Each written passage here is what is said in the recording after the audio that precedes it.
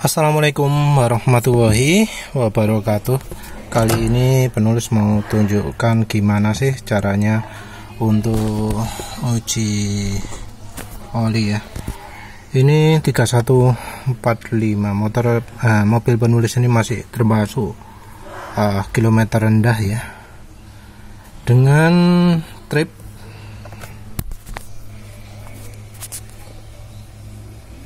2600. Ini olinya 2600 km ya berarti.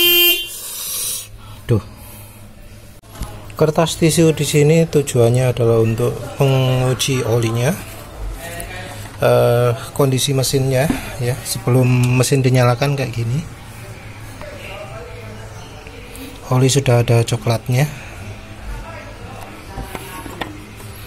Sebelumnya termasuk telat ganti olinya. 12 ribuan gitu ya.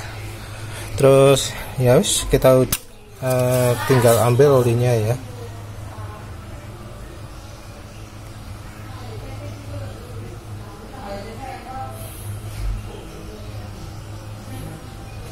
Jadi ada yang macam-macam, ada yang menaratkan atau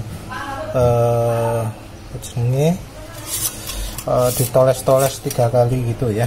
Jadi ini warna olinya seperti ini.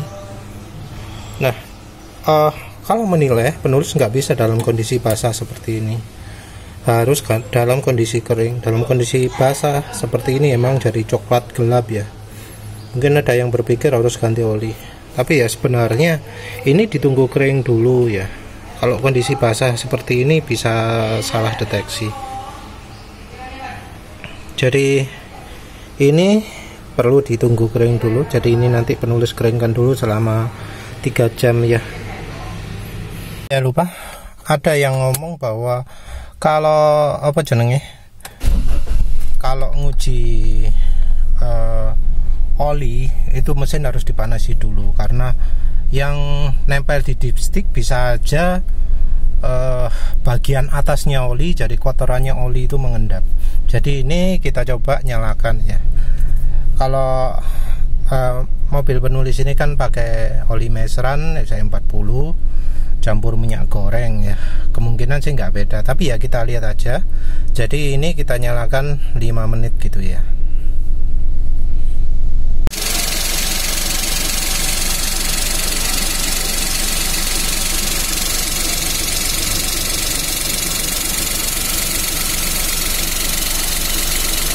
Ada yang ngomong bahwa kalau mobil pakai oli campur minyak goreng, maka mobil asapnya akan bau minyak goreng. Enggak ya, ini baunya adalah bau bensin pertalite ya. Jadi ini dari bensinnya.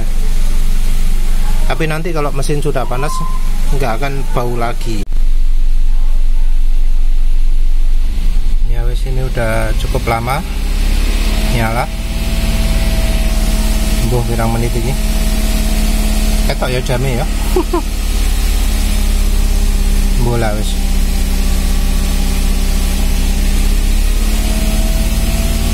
Ya putar penulis nyalakan gini lah. 2 menit. Beberapa detik. Lihat. Mestinya kan olinya jadi ada yang bersirkulasi ya. Jadi warnanya mestinya beda. Wis, sudah matikan.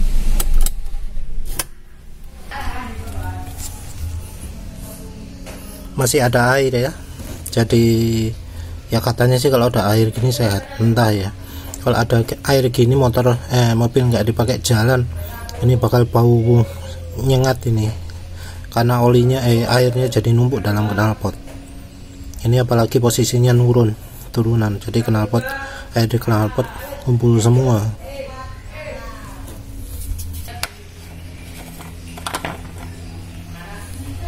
Ini kondisi setelah mesin dinyalakan ya.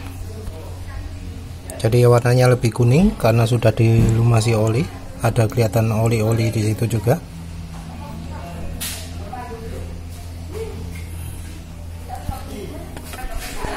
Kita tes dari dipstick juga.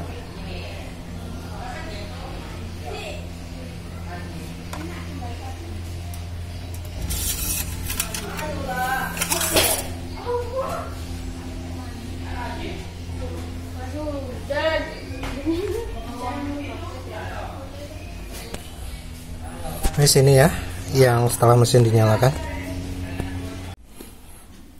Jadi ini ya, hasil oli diteteskan itu. Ini yang sebelum mesin dipanasi, ini yang sesudah mesin dipanasi. Terlihat bahwa di sini ada 3 hasil tetes ya. Terlihat bagian tengah sampai pinggir termasuk merata ya. Terus ada batas jelas antara oli dan yang tidak. Batas jelas ini menunjukkan fuel dilutionnya minim. Jadi kondisi mesin fuel dilutionnya minim itu seperti ini. Olinya ada kelihatan jelas batasnya bagaimana. Ya, kelihatan jelas ada batasnya. Nah, terus kelihatan ini juga antara ini mesin sudah dinyalakan, ini mesin belum dinyalakan. Dan di sini terlihat bahwa untuk sesudah mesin dinyalakan, di sini ada bagian yang terlihat beda jelas dari yang lainnya. Sini ada batas antara tengah dengan tepian. Tengah ada kotoran coklat, ini ada kotoran coklat, ini tidak. Nah, yang lebih coklat ini adalah kerak oli yang larut di mesin, mestinya seperti itu ya. Jadi kerak oli yang ke bawah sama oli mesin. Jadi ketika mesin masih belum dipanasi, kerak-kerak tersebut jatuh di bawah mesin. Jadi ketika kita ambil olinya, maka kerak-keraknya nggak ikut keambil. Setelah mesin dinyalakan, kerak-kerak oli akan ikutan naik ya, ikutan campur ke oli sehingga jadi bisa kelihatan. Ini olinya karena oli Meister DCI 40, maka warna sebelum dipanasi dengan sesudah dipanasi itu sama ya. Bisa kelihatan warna trennya ya. Warna ini dengan warna ini kan nggak jauh beda ya, warna luarnya ini. Cuma yang tengahnya ini beda. Yang ini nggak begitu kelihatan, yang ini kelihatan jelas. Jadi kerak-keraknya di sini baru kelihatan setelah kita nyalakan mesinnya dulu sebelum ambil olinya. Nah, untuk soal warna sendiri ya, warna seperti ini mestinya belum termasuk harus ganti oli ya. Jadi warnanya ini belum betul-betul coklat, masih ada kuning-kuningnya ya. Tapi kalau sudah warna coklat gelap setelah kering seperti ini, maka oli itu baiknya diganti ya. Kalau sudah coklat, maka itu sudah waktunya diganti. Sudah coklat banget gitu ya, itu waktunya diganti. Ini masih rasanya belum terlalu coklat. Nanti penulis kasih perbandingannya yang dari blotter testnya Honda atau mana lah itu ya, yang dikasih kertas blotter test. Jadi warnanya sudah sangat coklat banget.